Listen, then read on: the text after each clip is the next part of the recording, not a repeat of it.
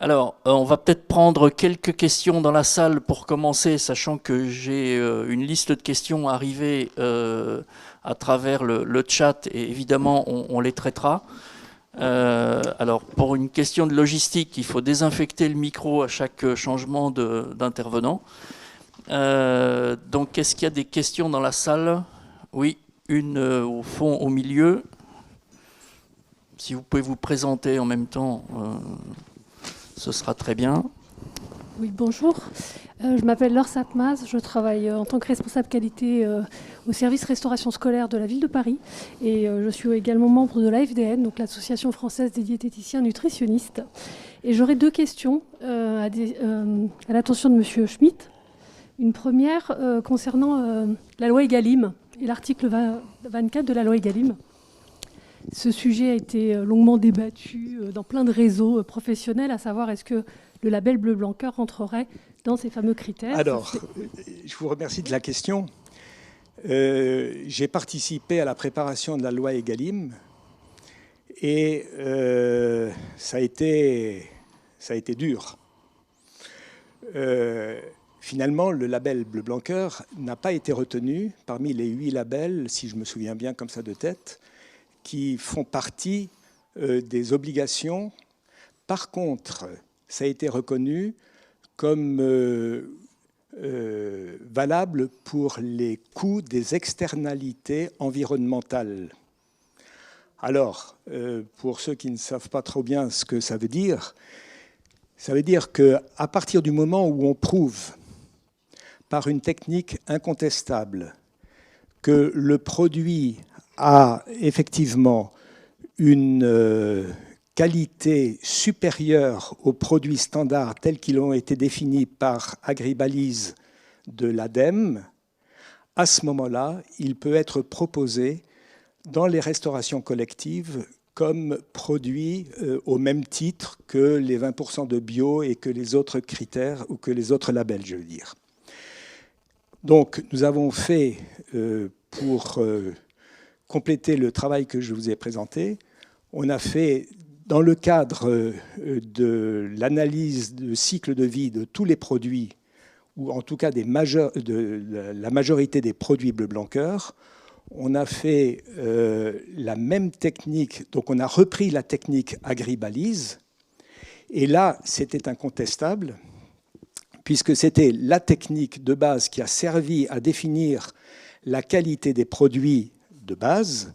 Et on a montré, effectivement, comme je vous l'ai montré sur une des diapositives, qu'on diminuait entre 5 et 25% les émissions de gaz à effet de serre. Et donc, on a obtenu, de ce point de vue-là, cette autorisation d'utilisation dans le cadre des restaurations collectives. Je vous remercie. Je ne savais pas que c'était officiellement reconnu. C'est officiellement reconnu. Je vous remercie. J'aurais peut-être une deuxième question, si possible. Volontiers, pendant que vous avez le micro. D'accord, ça évitera de nettoyer, si j'ai bien compris. Deuxième question, un peu pratique, j'allais dire, et purement diététique. De prime abord, et surtout dans ce contexte où on a plutôt l'objectif de diminuer la part carnée dans notre alimentation, on aurait tendance, pour avoir un apport plus important d'oméga 3, de recommander des huiles végétales et éventuellement du poisson gras. Est-ce que finalement une recommandation de viande ou de produits animaliers qui seraient riches en oméga 3 est le plus judicieux d'un point de vue purement quantitatif et logique? Est-ce que vous avez des études comparatives de la quantité qu'on devrait apporter de tel type d'aliments versus la viande? Alors, en tête, on a fait ces études, mais je ne les ai pas en tête. Par contre, le déficit en oméga 3 est tel que de toute façon, tous les moyens sont bons. Alors, sur le plan des huiles, il est évident que c'est l'huile de colza qui répond le mieux à l'enrichissement de notre alimentation en oméga 3. L'huile de noix également.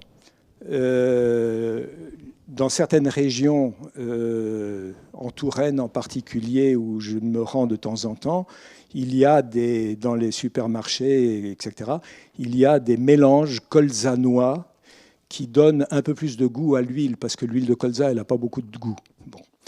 Et puis, le poisson. Alors, je vous ai dit que j'habitais à Lorient, le premier port, et que du poisson, je crois que dans L'étude Calypso, on a montré que Lorient était la ville où on consommait le plus de poissons en France.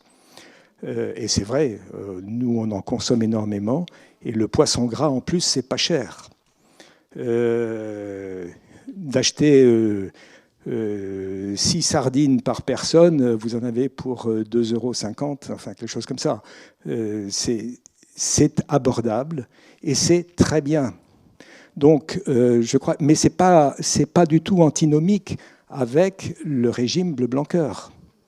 Donc, moi, je préconise de diversifier les apports protéiques. Un peu plus de viande, un peu moins de viande, mais de toute façon, un peu plus de poisson, un peu plus d'autres origines protéiques pour avoir une alimentation équilibrée qui est aussi une alimentation diversifiée. Donc, tout à sa place. Merci. Alors, on va peut-être prendre des questions du chat et puis on reviendra dans la salle après. Bernard, pendant que tu as le micro, justement, et que tu viens de parler de la pêche, moi j'en avais une qui me vient à l'esprit. Tu as dit que le poisson, bon, finalement, il y en avait peut-être plus que ce qu'on pensait, mais que les espèces pêchées évoluaient. Tu peux commenter ça? Alors, je vais prendre un exemple. Il y a, je ne sais plus combien, mettons une quinzaine d'années, je suis allé au Canada, à Terre-Neuve. Et j'avais des amis à Terre-Neuve qui travaillaient dans ce domaine. Et à l'époque, il y avait un moratoire sur la grande pêche, ce qu'on appelle la grande pêche à la morue, en disant, et les Canadiens étaient très remontés contre les Français, puisque les Français sont à Saint-Pierre-et-Miquelon, et que la zone de Saint-Pierre-et-Miquelon est très large par rapport à la côte, et notamment à Terre-Neuve, et que donc les Français étaient accusés d'avoir raflé toute la morue avec une disparition quasiment complète des bancs de morue. Donc il y a eu un moratoire, peut-être même depuis 20 ans. Or, la morue n'est jamais revenue. Et actuellement, on trouve la morue au nord du Spitzberg. C'est-à-dire qu'avec le réchauffement climatique, 1 degré de réchauffement de la mer fait que des bancs entiers de poissons disparaissent parce qu'ils migrent. Et on ne peut que s'inquiéter du réchauffement et de la fonte de la banquise, puisqu'on a des modifications profondes des courants marins et des températures marines qui font que les poissons, ils ne sont plus là où on pensait qu'ils étaient. Alors actuellement, le merlu, le merluchon, etc., tout ça, on en trouve à foison, mais pas toujours aux mêmes endroits où on en trouvait il y a 10 ans. Par exemple, les vieux Lorientais me disent, la lotte, c'était le poisson de base que tout le monde mangeait parce que personne n'en voulait. C'était vraiment Aujourd'hui, la lotte est devenue un poisson cher, rare, mais c'est parce qu'il est parti. Il est parti ailleurs. On en trouve toujours, mais il est parti ailleurs. Ok, merci. Alors, tant que tu as le micro, j'ai au moins une question sur Internet, sur les calculs que tu as présentés sur le bilan carbone de la consommation de viande. Est-ce que la culture du maïs ou du soja importé a été prise en compte? Oui. Puisque la question se termine par peut-être moins polluant, alors c'est sûrement plus d'ailleurs, qu'un régime végétarien équilibré et local. Mais le régime équilibré, ça veut dire quoi? Si c'est pour être dénutri, c'est pas équilibré. On est bien d'accord. Et comme tu l'as dit, il faut soit manger plus, soit avoir des compléments alimentaires, soit les deux. Voilà. Merci. C'est comme le régime vegan. Moi, je ne suis pas contre que les gens, à titre personnel, mangent vegan. Pourquoi pas? Mais il faut qu'ils aient conscience que s'ils mangent vegan, il faut de la B12, il faut, etc. Et il faut compléter leur régime pour qu'il soit équilibré et être en bonne santé. Alors, est-ce qu'il y a une autre question dans la salle? Oui, alors il y en a 2, et après je reviendrai aux questions arrivées par Internet, notamment pour Véronique. Oui. J'ai une question. Quelles sont quels sont les indicateurs que vous avez utilisés pour mesurer les bénéfices en nutrition et en santé des menus que vous avez présentés? Donc, je répète, les indicateurs pour mesurer les bénéfices en santé à partir des aliments, c'est ça. Pour nous, le principal indicateur a été la quantité d'oméga 3 dans l'alimentation, sachant que c'est un des macronutriments, si je puis dire, qui est le plus déficitaire dans la population européenne et de façon générale. Mais il y en a d'autres. Il y a la B12. Alors, il y a 8 critères que je vous avais montrés sur la diapositive. Je ne les ai plus tout à fait tous en tête, mais ces 8 critères correspondent à des critères où on peut estimer que c'est l'équilibre. Mais le principal, c'était quand même, on a beaucoup travaillé sur les acides gras, et que donc le principal, c'était quand même les oméga 3 et le rapport entre oméga 6 sur oméga 3. Et c'est ce rapport, plus que les oméga 3 en tant que tel, mais c'est le rapport oméga 6 sur oméga 3 qui doit être inférieur à 4, qui est le critère, parce que c'est un critère qui est à la fois sur le plan, je dirais, équilibre alimentaire, mais aussi anti-inflammatoire, puisque c'est ce critère qui joue notamment sur la COX, donc ce qui permet la synthèse des prostaglandines, soit inflammatoires, soit non inflammatoires, etc. Donc c'est le critère, c'est ce rapport qui a été un des principaux sur lesquels nous avons travaillé. Alors il y a encore une question au fond. Et puis après, on va revenir à Internet.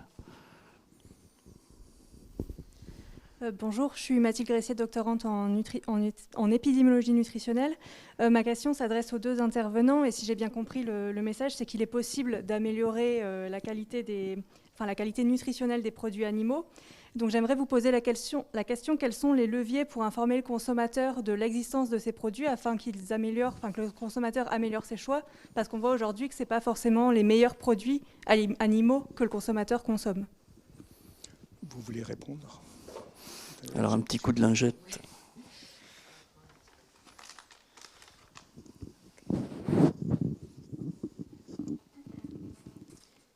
Okay. Voilà. Qui c'est qui posait la question? C'est la dame au fond. Okay, d'accord.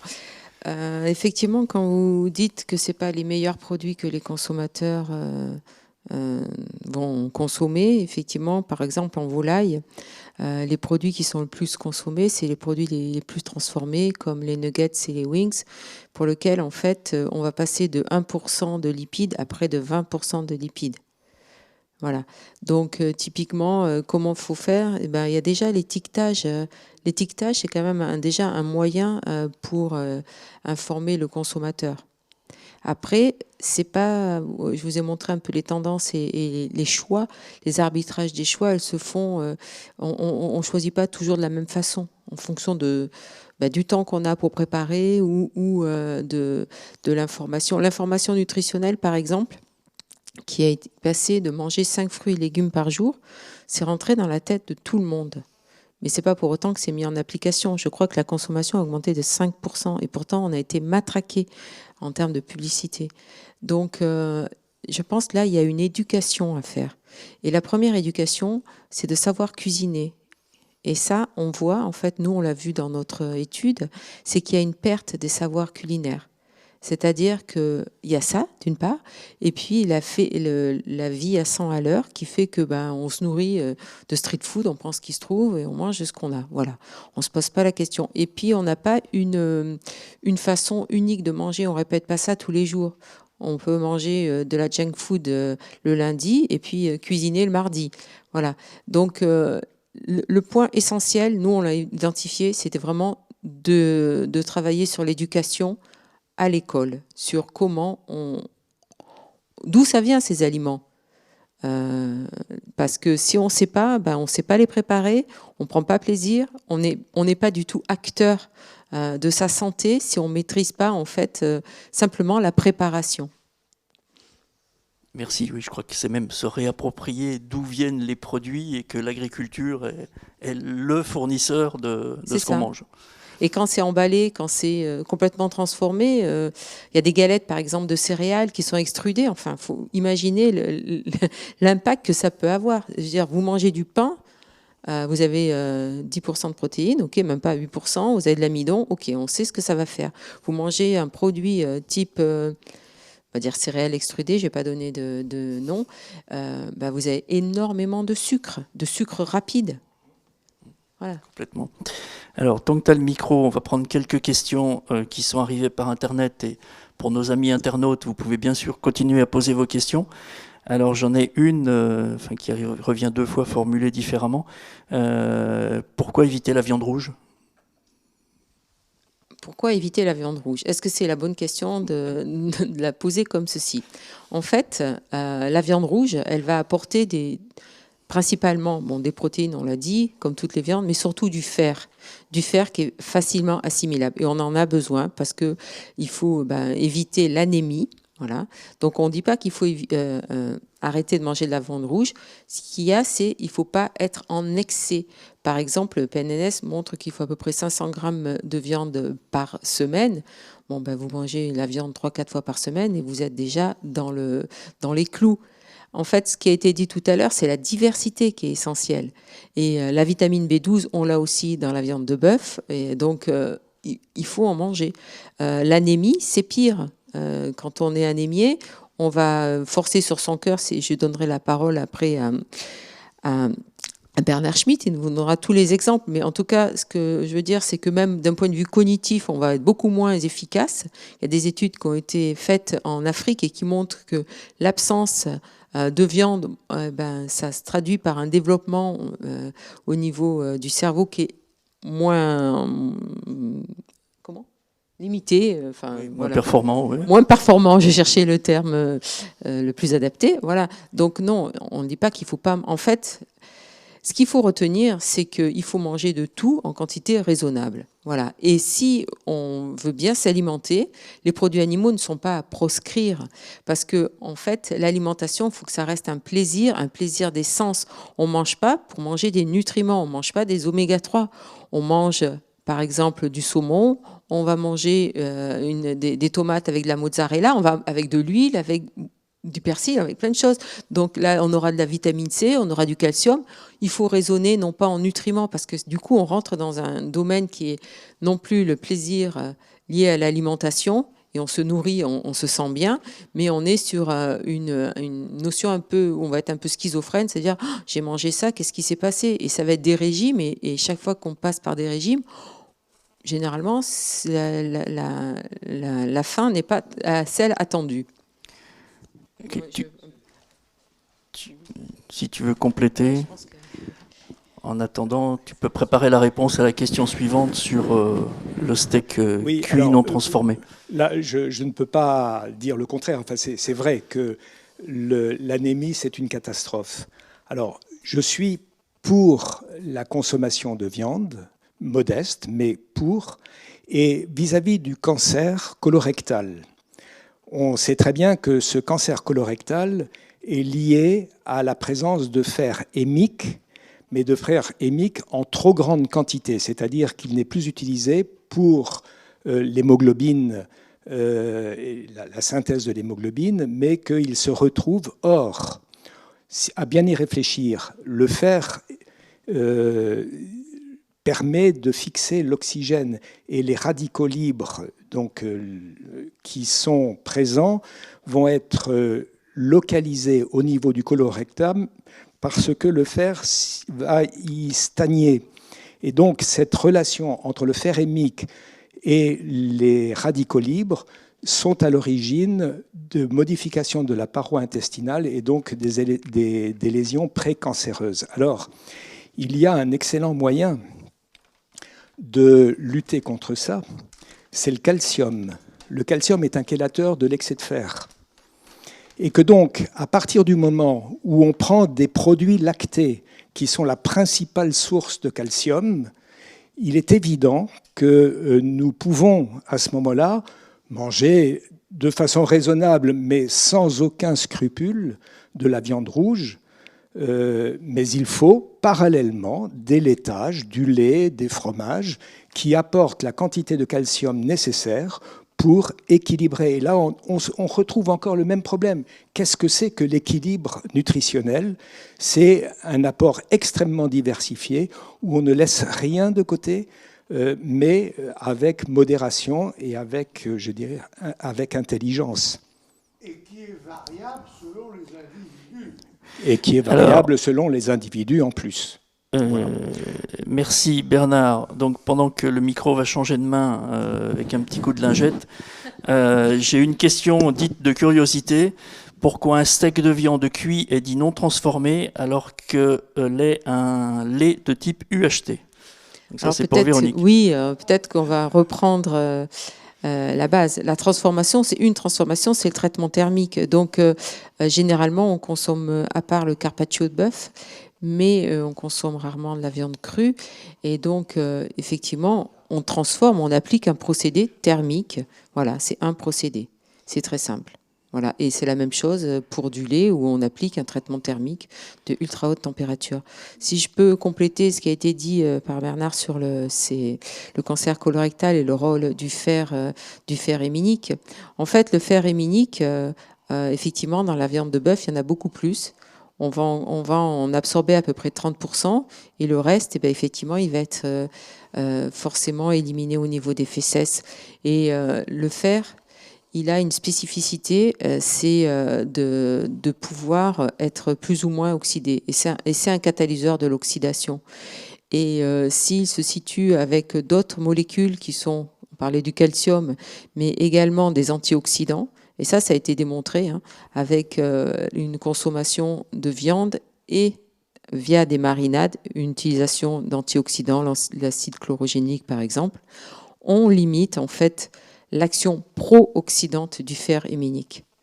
Et ce sont en fait la peroxydation des aldéhydes, des lipides qui ont cet effet aussi au niveau de la muqueuse colique. Donc c'est une question d'équilibre en fait. C'est le trop, c'est l'excès qui fait qu'on est dans des situations où on va justement favoriser cette peroxydation lipidique au niveau colique. Et l'apport d'antioxydants, de polyphénol par exemple, est très efficace.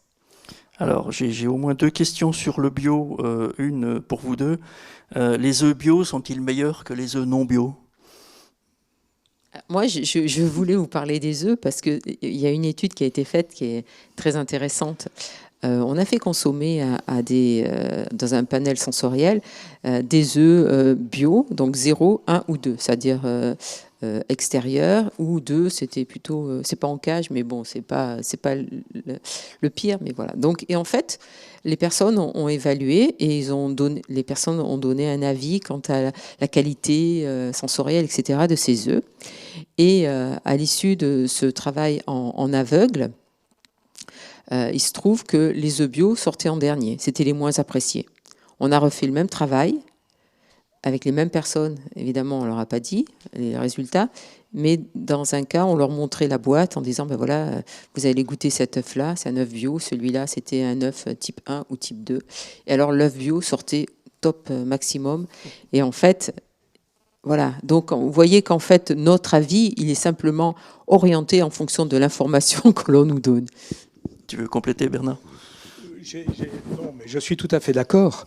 J'avais mené une étude assez intéressante sur l'enrichissement de l'alimentation des poules pondeuses par différents types de régimes, si je puis dire.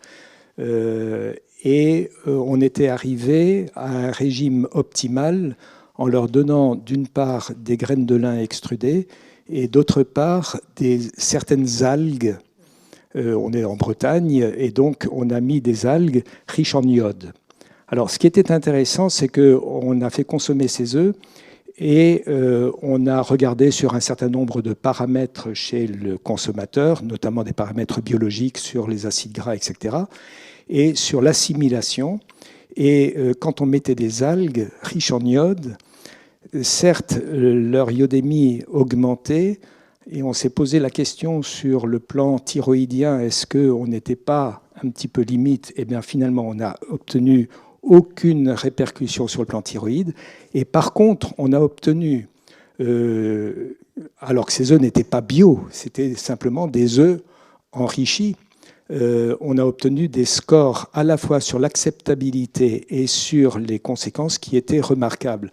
Ce qui veut dire que ce n'est pas tellement le bio qui m'intéresse, mais c'était plutôt la composition nutritionnelle de l'œuf, plutôt que la manière dont il a été vraiment produit. C'est ça qui me paraît quand même extrêmement important. Merci. Alors j'ai une autre question sur le bio qui concerne Bleu Blanqueur. La part des produits Bleu Blanqueur en bio est-elle amenée à augmenter et du coup quel impact environnemental, utilisation d'engrais, qualité des eaux rejetées, etc. Alors la part de bio, oui, il y a déjà un bon nombre de produits qui sont labellisés bio. Ceci dit, dans le cahier des charges, c'est du bio qui ne le dit pas, mais c'est déjà du bio. Alors le problème du bio, du label, c'est un label privé qui coûte cher à l'agriculteur dans une certaine mesure. Et donc beaucoup d'agriculteurs me disent bon, pourquoi faire du bio, puisque le cahier des charges en termes d'obligation de moyens, mais en termes d'obligation de résultats, nous permet d'avoir en fait du bio sans le dire. Et alors, comme la tendance, la demande est au bio, effectivement, il y en a de plus en plus qui demandent la labellisation AB. Mais est-ce que c'est utile? C'est un point d'interrogation que je me pose.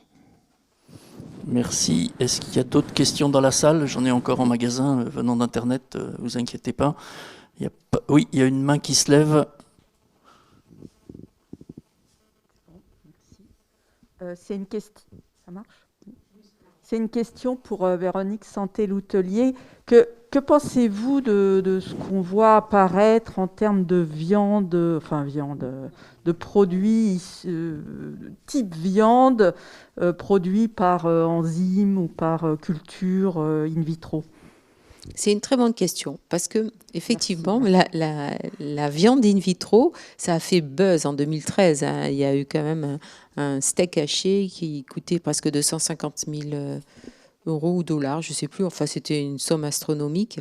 Et donc, effectivement, c'est quand même des entreprises qui lèvent beaucoup d'argent pour ces études-là. Moi, je vais vous dire ce que j'en pense, parce que la culture cellulaire, c'est quoi? C'est on va avoir des cellules qui vont arriver à confluence dans une boîte à essai. On va faire une première couche, on va faire une deuxième couche, une troisième couche.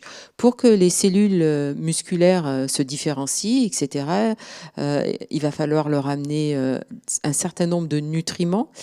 Alors, un des nutriments, on va dire, favorables au développement, c'est du fœtus, c'est des cellules souches aussi. Donc, en fait, la question là, du coup, de la naturalité se pose vraiment. Si on ne veut pas manger de viande, ben, on n'en mange pas. Mais aller vers ces produits-là, c'est surtout un intérêt, on va dire, économique pour certaines entreprises qui mettent beaucoup de fonds. Il y a beaucoup de fonds qui sont levés là-dessus. Et c'est un engouement qui risque en fait de s'effondrer. Parce que, voilà, par rapport à la culture cellulaire. Après, il y a aussi les alternatives ou les analogues à la viande. C'est des protéines végétales qui vont être texturées pour former des fibres, etc. Il faut quand même se poser des questions. Une protéine végétale, quand elle est extraite, elle est blanche.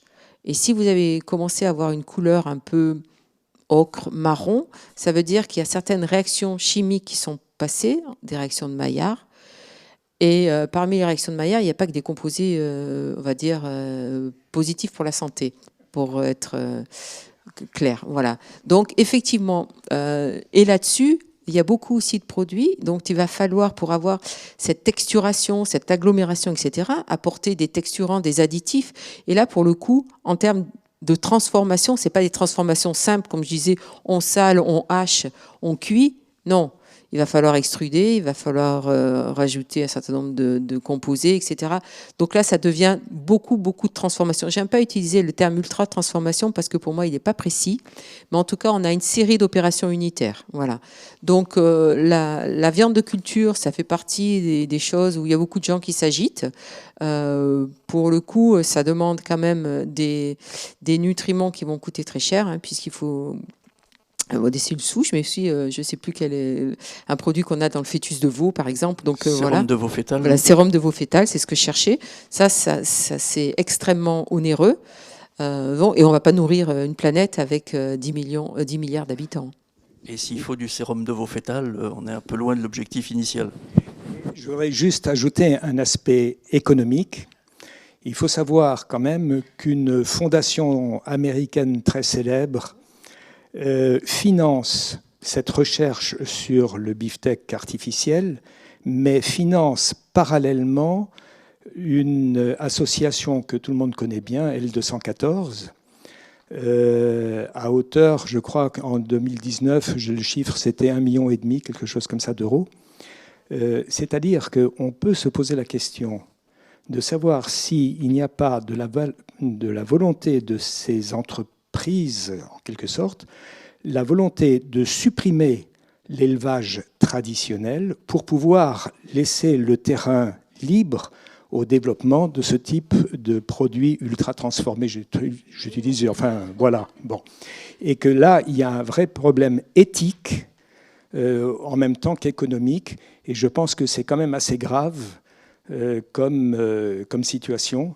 Donc, surtout, n'y goûtez pas. C'est le moins qu'on puisse dire. Merci. Alors, Bernard, tant que tu as le micro, concernant votre modèle pour améliorer les propriétés nutritionnelles des bovins, quel peut être le coût de ce changement d'alimentation animale et comment inciter les agriculteurs à produire des oléagineux? Alors, je ne sais pas si derrière oléagineux, c'est graines de lin, et est-ce que le lin est suffisamment disponible en France ou en Europe? Alors, effectivement, le coût global, on l'a évalué de l'ordre de 5%, quelque chose comme ça, entre 3% et 5%. Pour l'œuf, on a fait un autre calcul, c'est que ça revient à peu près à 1 centime d'euro l'œuf. C'est-à-dire que pour le consommateur, 1 centime d'euro, ça passe inaperçu. Par contre, beaucoup d'agriculteurs n'y trouvent pas leur compte a priori. C'est-à-dire que s'ils achètent de la graine de lin pour compléter l'alimentation de leur troupeau, ça va leur coûter de l'argent. Et comment valoriser ce travail? Alors nous avons mis en place un fonds de financement.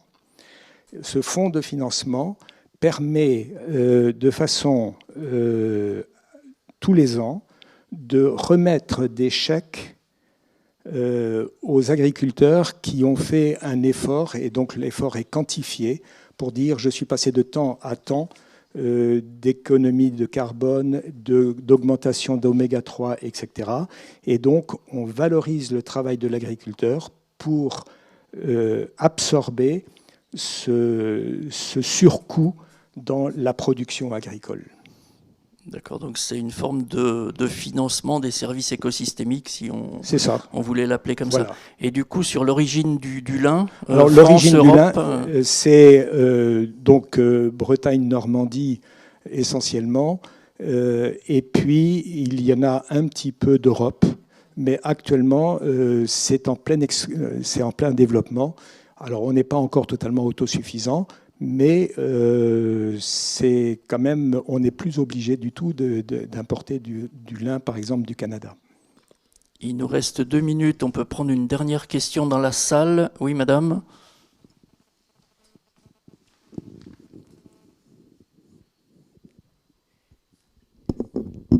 Oui, Brigitte Picandet, médecin. Je travaille dans une association autour de la prévention de l'obésité infantile. Je voulais savoir, à propos du lait bio, vous parlez d'antibiorésistance, c'est-à-dire qu'il y a moins de composés d'antibiotiques, mais est-ce qu'il y a eu un effet vraiment sur sur l'antibiorésistance chez les consommateurs de lait bio. Alors, nous, on n'a pas pu voir ça. Hein. Donc, oui, je comprends très bien. Oui. En fait, ce qu'on voit, c'est que les produits bio, il y a moins de transfert d'antibiorésistance. Voilà. Alors, une dernière question, si Bernard prend le micro. À la place de la graine de lin, on pourrait aussi rééquilibrer les pâturages en les enrichissant en légumineuses. Existe-t-il des comparaisons ? Alors, ça dépend. Les graines de lin, ce sont des oléagineux, et des oléagineux dont certaines espèces sont particulièrement riches en oméga 3, puisque actuellement les graines de lin que l'on utilise, c'est à peu près 75% de N-3 par rapport à l'ensemble des acides gras contenus dans la graine, ce qui est quand même énorme. Le seul équivalent, et je crois que vous l'avez bien montré, le seul équivalent, c'est les pâturages et la haute montagne. C'est-à-dire que c'est l'herbe, c'est les alpages, c'est-à-dire que c'est l'herbe avec une photosynthèse massive, puisque c'est la photosynthèse qui permet de passer du C18 aux oméga 6 puis aux oméga 3. Et que sur les légumineuses, ce n'est pas le but des légumineuses. Le but des légumineuses, ça capte l'azote, ça le met dans le sol, alors qu'on ait des légumineuses pour faire pousser du lin, pourquoi pas. Enfin, je veux dire que mais la légumineuse n'a pas cette fonction-là. Alors, je ne connais pas toutes les espèces de légumineuses. Il y en a peut-être qui sont riches en oméga 3, mais je ne sais pas si vous connaissez. Soja. Moi, comment ? Soja. Oui, le soja. Mais le soja, voilà. Alors, une toute dernière question dans la salle, parce qu'il est 16h, il va nous falloir conclure. Une question rapide, Bernard ? Oui, c'est très rapide. Je voulais demander à Bernard Schmitt, la production issue de la filière bœuf blanc-cœur représente quel pourcentage de la production globale de viande bovine ? J'ai les chiffres. Alors, pour la viande bovine, c'est pas énorme, c'est de l'ordre de 5%. Pour la... Oui, mais alors pour la volaille, c'est 15%. Pour le porc, c'est pas loin de 10%, ou 10 ou 15% du porc français. Et pour vous donner un ordre de grandeur, le chiffre d'affaires des produits vendus, quel que soit le distributeur, que ce soit les grandes surfaces, moyennes surfaces, les commerçants individuels, etc., le chiffre d'affaires a été en 2020 de 2,5 milliards d'euros. Sur l'ensemble, je n'ai pas le chiffre d'affaires de l'ensemble des produits en France, hein, mais ça veut dire que c'est quand même pas négligeable du tout. Et le système que nous avons mis au point, c'est que nous recevons des redevances qui sont très faibles, de 0,01%, et ces redevances nous permettent actuellement de salarier 28 personnes, presque une trentaine de personnes. Et pour rejoindre ce que l'on disait sur la pédagogie, quelqu'un avait posé la question, c'est que dans ces 30 personnes, nous organisons effectivement dans les différentes régions des réunions régulières pour justement expliquer au grand public, mais aussi expliquer aux agriculteurs et expliquer aux responsables politiques, les chambres de commerce, les chambres d'agriculture, les élus locaux, etc., les restaurateurs de restauration collective, l'intérêt qu'il y a à utiliser ce type de produit. Merci. Donc, je crois qu'il faut vraiment qu'on conclue. Il est 16h02. Donc, merci beaucoup déjà aux deux orateurs. Merci pour votre présence et vos questions. Et puis, merci à tous ceux qui nous ont suivis à distance et qui ont également transmis des questions. Bonne fin de journée à tous. Et puis, vous pouvez retrouver le replay, l'interview, etc., comme je l'ai dit en introduction. Merci.